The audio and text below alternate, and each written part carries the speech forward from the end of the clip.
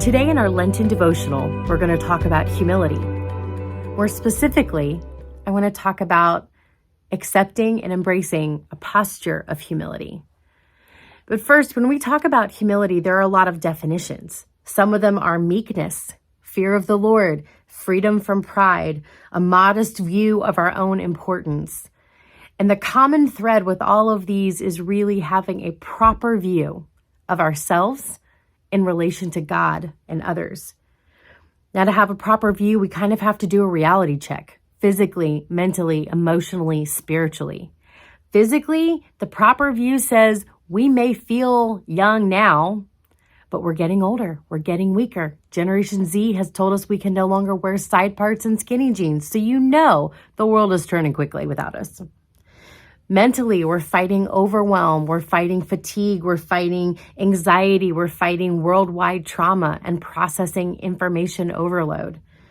Emotionally, a proper view would mean that we have to confess that we are working through grief and depression, confusion, disappointment, and heartache. And a proper view of ourselves spiritually is to look at what Romans 5 tells us, which tells us that we, without God, are dead in our sins, that we need a rescuer, but that God didn't wait for us to clean ourselves up, that He sent His Son to be the rescue for us. Tim Keller famously sums up this proper view like this: the gospel is this: we are more sinful and flawed than we ever dared believe. And at the same time, we are more loved and accepted in Jesus Christ than we ever dared hope.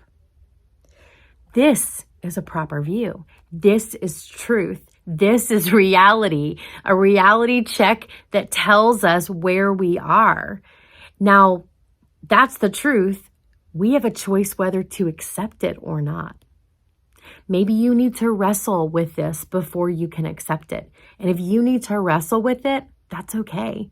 I hope you take time to wrestle with these things, because what you believe about God and what you believe about your relationship with God affects everything else. It matters more than everything else. It changes everything else. But to accept this proper view, this humility, requires a lot from us. It requires a surrender. And surrender is a choice. Surrender is a posture of receiving. It's a dependence on God that we are choosing to put ourselves in. The fact is, God is still God, whether I accept it or not.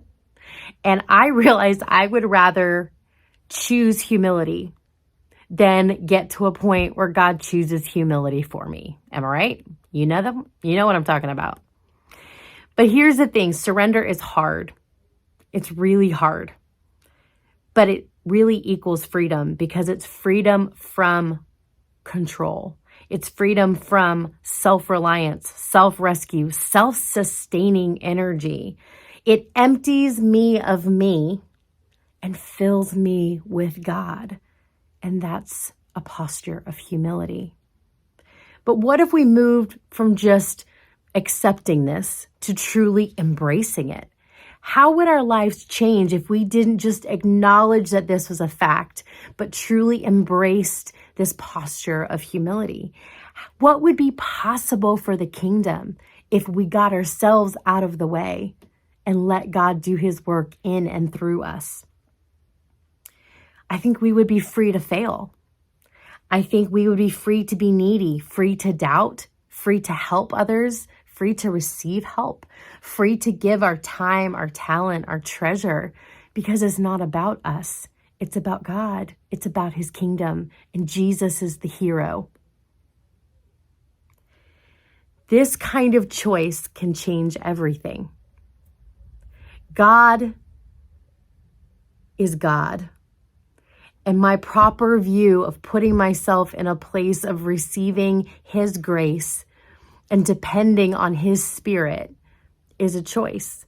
And I can fight it or I can submit to it.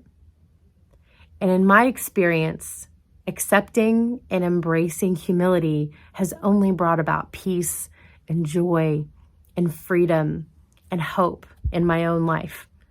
So my prayer in this season is that I would continue to surrender, that I would continue to posture myself to be poor in spirit, as Jesus said, someone who knows that they're needy, knows that they're dependent, but knows that they're blessed because their dependence is on a God who never fails.